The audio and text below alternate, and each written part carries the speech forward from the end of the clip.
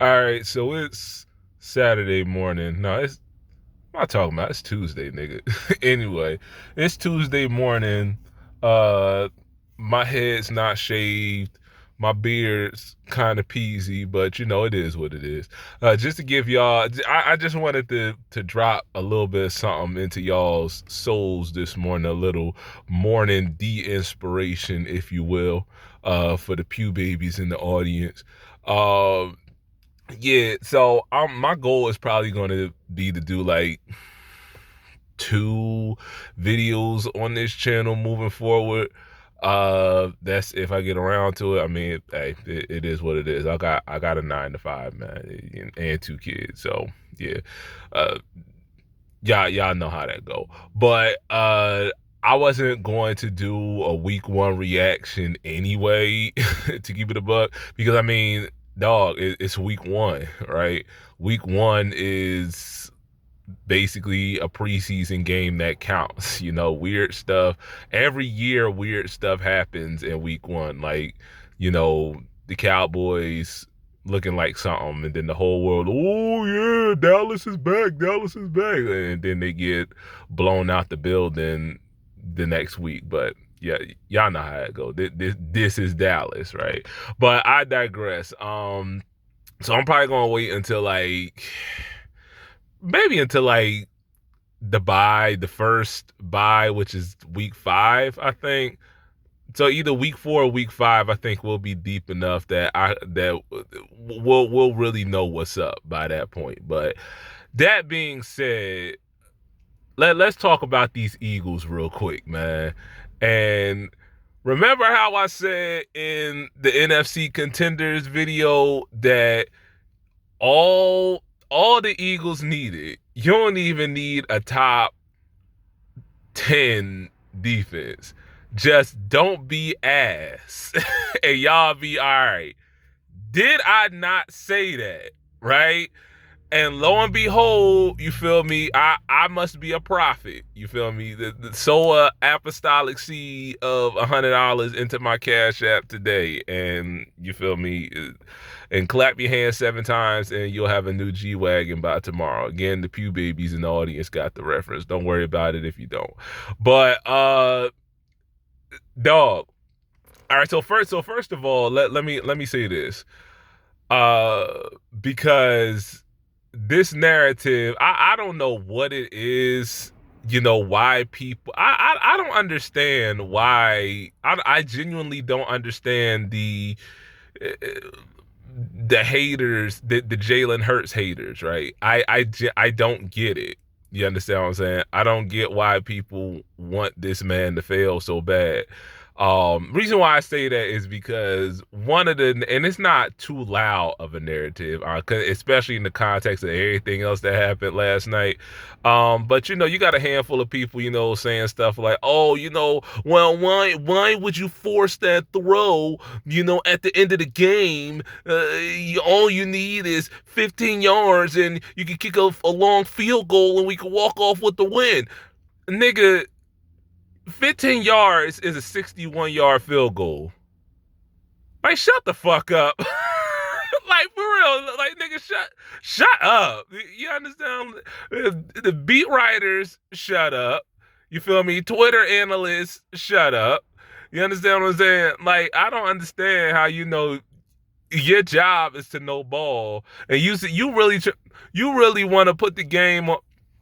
All of that aside, my point being, you feel me? If you want to put this L on Jalen Hurts, please, for the love of God, uh, go get your mouth sewn shut. You understand what I'm saying? Because you don't need to be talking football, right? So we're not even going to get into Jalen's performance last night because, matter of fact, somebody had said this. I don't remember if it was on this channel or on the main John, that uh my greatest fear, my greatest hope, is that Jalen Hurts is exactly who I think he is.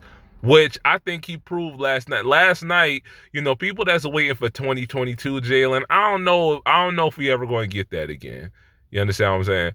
But the real Jalen Hurts to me is the real Jalen Hurts is closer to 22 Jalen than 23 or the back half of 23 Jalen, because I keep saying this, that the production was basically identical to 2022. It was just that he couldn't stop turning the ball over. But every quarterback in the league is ass this year anyway. So it I defense is back, baby. You feel me?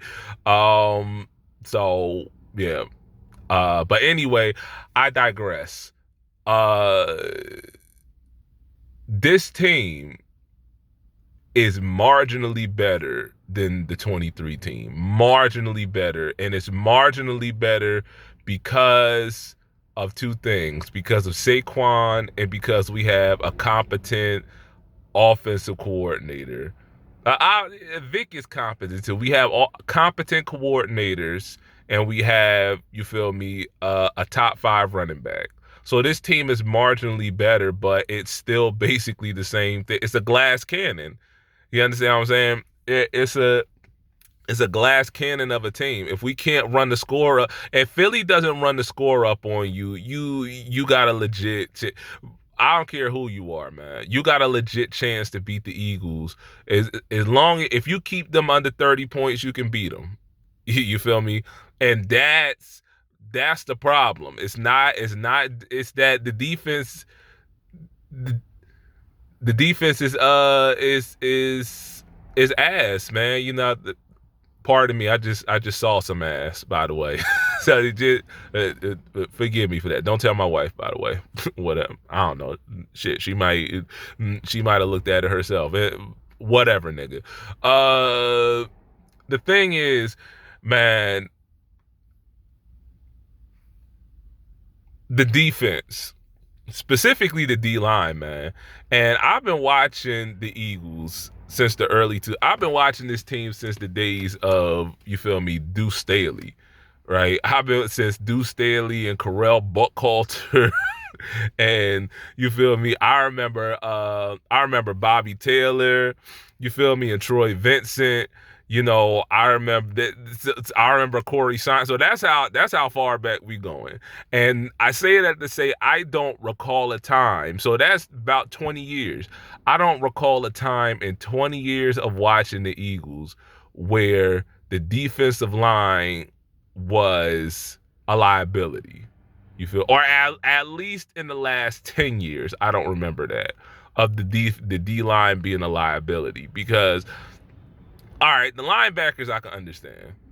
The linebackers I can understand because, everybody knows there's two positions that Howie doesn't believe in paying. He doesn't believe in paying linebackers, and he doesn't believe in paying running backs. Saquon was an exception because Saquon is an exceptional player. But generally speaking, Howie doesn't pay those two position groups.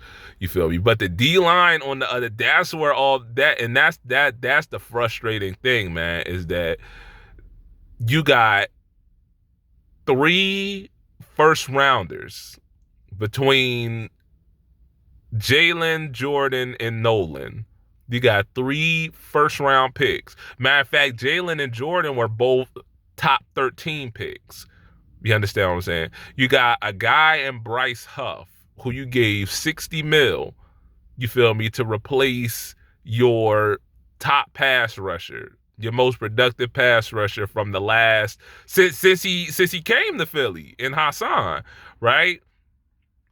And through 2 games, y'all have 1 sack, and it's by a backup.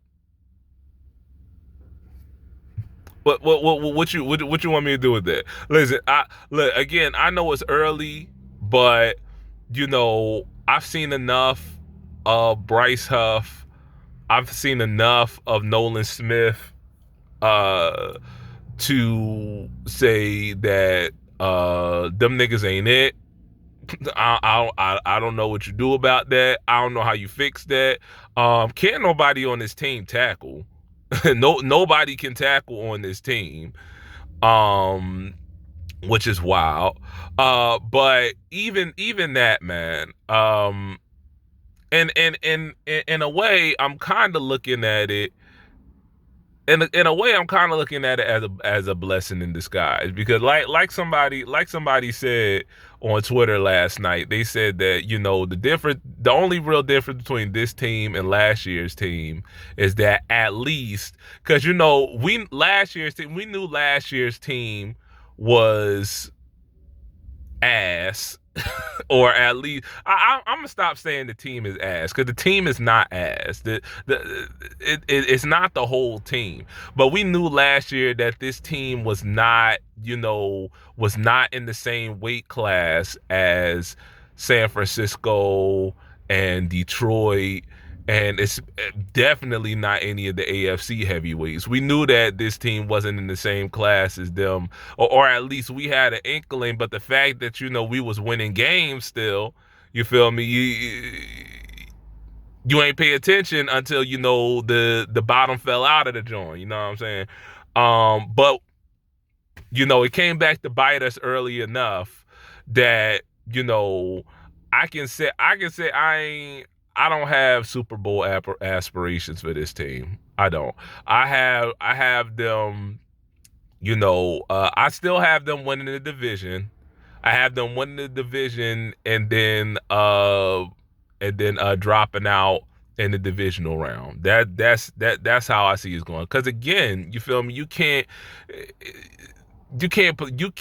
cannot.